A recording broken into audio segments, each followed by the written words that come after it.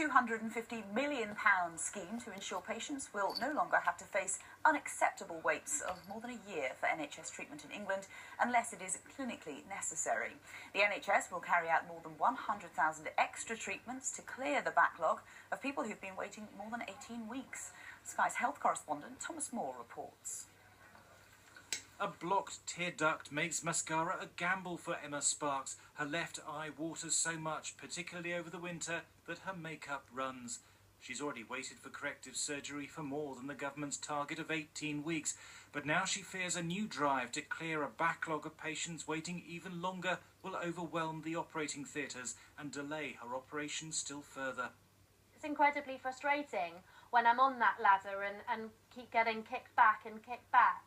And the uncertainty as to when exactly the operation is going to happen, I'm dreading it, because the idea of somebody doing anything on my eye is not a pleasant thought at the best of times, but to have to keep putting it off, it's not easy. The government says latest figures show the number of people waiting 12 months or more for treatment has already been slashed to 574. That's down from 18,458 in 2010.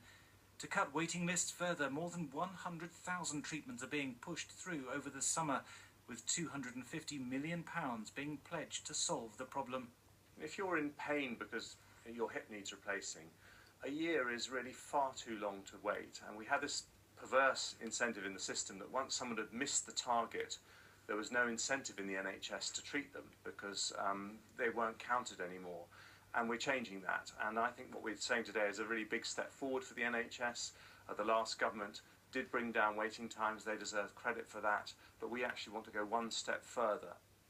Pressure on the NHS is growing. More people are going to A&E, more are being referred for surgery, and doctors warn there just isn't enough money to go round. The fact that this announcement has been made, that the target's been missed and this funding has been found in order to be able to meet the needs of these patients, it really shows that the NHS is straining and it's almost a breaking point. And what it's shown is that the investment isn't being made to meet the rising demand over time. And this is creating a massive funding gap, and we're going to see more targets being breached, and we're going to see patient care suffering. The backlog should be cleared by January. Good news for Emma and for the government, which won't want negative headlines about the NHS in the run-up to the election, now just 9 months away. Thomas Moore, Sky News.